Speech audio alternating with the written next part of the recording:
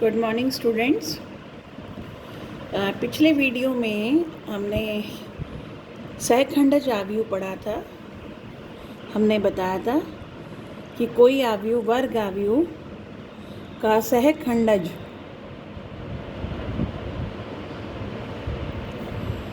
आव्यूह ए, जिसे कि हम एडजॉइंट ए के नाम से भी जानते हैं, इसके बारे में हमने पढ़ा था। और इसके कुछ क्वेश्चंस अब अगली एक्सरसाइज यानी 4.5 में आप करेंगे। अब एक और टॉपिक जो आपका आता है, हालांकि ये टॉपिक आप पहले भी कर चुके हैं, व्युत्क्रम आव्यूह। ये हम पहले आव्यूह वाले चैप्टर में यानी पार्ट में भी पढ़ चुके हैं। व्युत्क्रम आव्यूह, कोई आव्यूह ए यदि है और ए गुणा बी अगर इनका गुणनफल संभव हो पाया, बराबर आई है, तो बी जो है वो ए का व्युत्क्रम आव्यूह यानी ए इनवर्स निकाल होता है। और पिछले चैप्टर में हमने ए इनवर्स जो निकाला था वो पंक्ति रूपांतरण,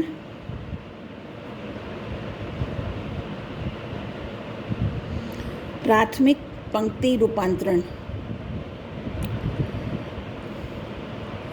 या स्तंभ रूपांतरण, किसी एक तरीके से ये करना सीखा था। इस चैप्टर में हम सारणिक की मदद से व्युत्क्रम निकालेंगे और ऐसा कोई ज़रूरी नहीं है कि हर वर्ग आव्यूह का व्युत्क्रम आव्यूह हो। हम बात करते हैं एक आव्यूह ए व्युत्क्रम आव्यूह, एक वर्ग आव्यूह ए एक व्युत्क्रम आव्यूह होता है, व्युत्क्रमीय होता है, बशर्ते वह उसका सारणिक का मान 0 ना हो। अगर 0 ना हो तो ए एक व्युत्क्रमीय आव्यूह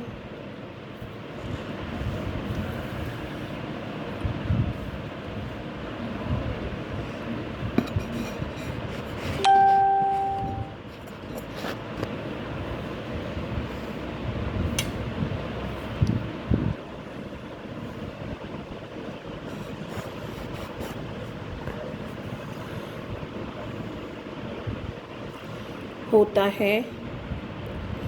और अगर सारणिक ए का मान 0 होता है तो ए एक अव्युत्क्रमीय आव्यूह होता है, अर्थात इसका व्युत्क्रम संभव नहीं है। अगर ऐसी स्थिति है तो हर हालत में ए के साथ हमें कोई भी ऐसा भी नहीं मिलेगा ताकि ये आई के बराबर कभी हो। तो सभी वर्ग आव्यूह के लिए ज़रूरी नहीं है कि वो एक व्युत्क्रम आव्यूह हो। तो ये पता लगाने के लिए, ये मालूम करने के लिए कि जो दिया हुआ वर्ग आव्यूह एक व्युत्क्रम आव्यूह है या नहीं है, ज़रूरी ये होता है कि उसका जो सारणिक का मान वो 0 नहीं होना चाहिए। तो अब अगर पहले ये निकाल लेंगे कि दिया हुआ आव्यूह व्युत्क्रम है, अगर व्युत्क्रमीय है यानी उसके सारणिक का मान 0 नहीं है, तब हम इन्वर्स निकाल सकते हैं। और वो इन्वर्स जो है उसका तरीका होता है, पहले आप सहखंडज आव्यूह निकालेंगे,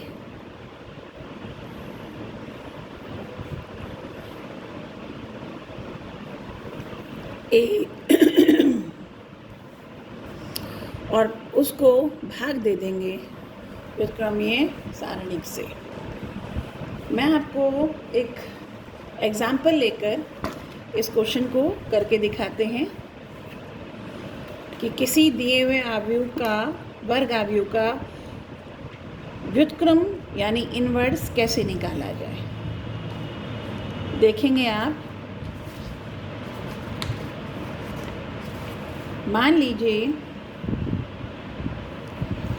एक आव्यूह एक आव्यूह है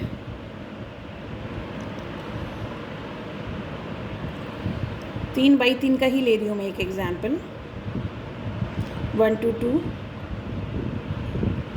2 1 2 2 2 1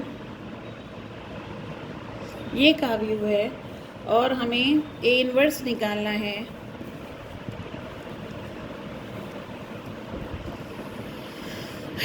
ए इनवर्स निकालने के लिए दिया है, तो पहले हम देखेंगे इनवर्स एग्जिस्ट करता भी है या नहीं। तो उसके लिए हम सारणी के का मान निकालेंगे और पहली रो से अगर इसे खोलते हैं तो 1 गुणा 1 माइनस 2 दूनी 4 माइनस 2 गुणा 2 एकम 2 माइनस 2 दूनी 4 प्लस 2 गुणा 2 दूनी 4 माइनस 2, तो ये हुआ माइनस का 3 प्लस का 4 प्लस का 4, 8 माइनस 3 यानी 5। चूँकि ये 0 नहीं आता, इसका व्युत्क्रम संभव है। अब व्युत्क्रम निकालने के लिए हम जो सूत्र लगाएंगे वो होगा सहखंडज आव्यूह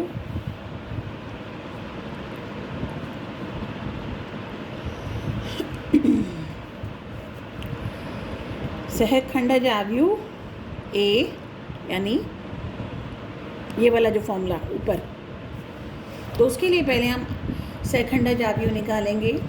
सहखंडज आव्यूह निकालने के लिए मैंने तरीका बताया था, 3/3 का है तो A11 निकलेगा, A12 निकलेगा, A13 निकलेगा, फिर A21।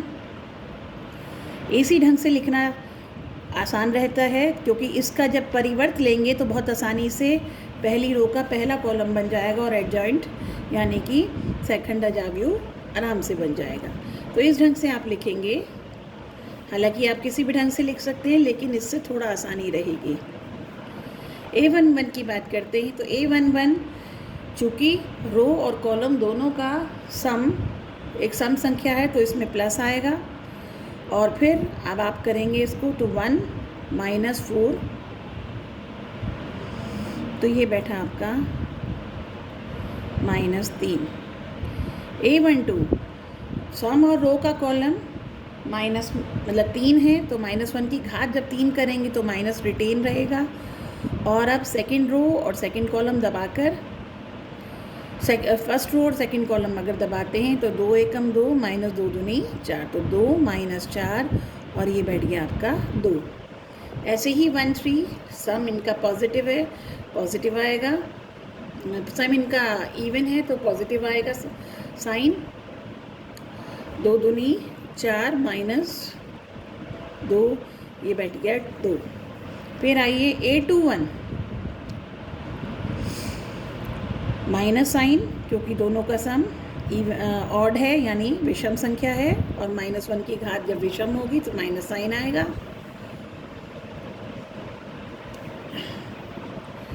दूसरी रो पहला कॉलम दबाया, 2 एकम 2 माइनस 2 दूनी 4, 2 माइनस 4, ये बैठा आपका -2 और ये 2।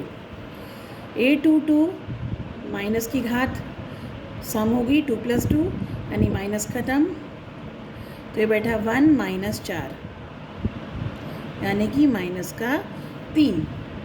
A23 माइनस रहेगा, 2 3 2 माइनस 4, ये बैठा आपका 2। A31 साइन प्लस का, तीसरी रो पहला कॉलम दबाने पर 4 माइनस 2 यानी कि 2। A32 माइनस बिकॉज ऑफ दोनों का सम विषम, तीसरी रो दूसरा कॉलम दबाया, 2 माइनस 4, ये हुआ आपका 2। और A33 सम इसका इवन तो माइनस की घात इवन यानी पॉजिटिव और तीसरी रो तीसरी कॉलम दबाने पर 1 - 4, ये बैठा आपका -3। और अब आप जब सहखंडज आव्यूह ए बनाएंगे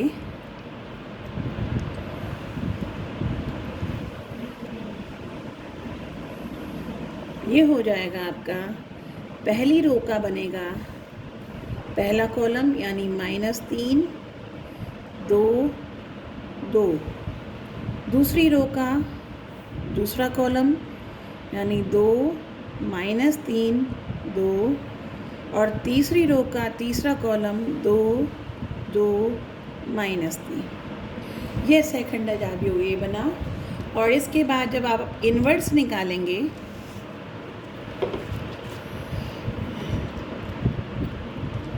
तो इसी ए को आप भाग दे देंगे इस वाले सूत्र से, सहखंडज आव्यूह बटे सारणिक का मान हम 4 निकाल चुके थे, 5 निकाल चुके थे यहाँ से, तो ये 5 से भाग दे देंगे। चूँकि 5 से कोई भी संख्या नहीं कट रही तो चाहे तो अंदर लिखो चाहे बाहर लिखो एक ही बात है। तो साथ साथ हर एक संख्या को अगर मैं भाग देती हूँ तो -3/5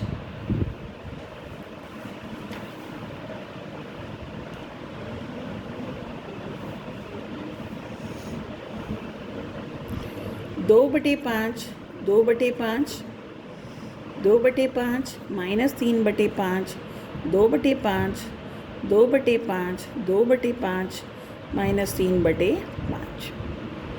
तो ये आपका व्युत्क्रम निकला। तो इस तरह से आप अगली वाली एक्सरसाइज करेंगे।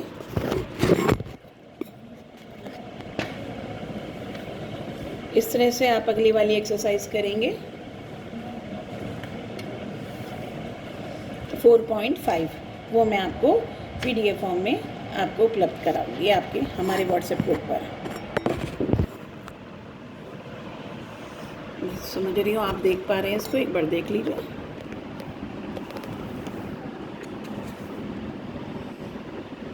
Right, okay.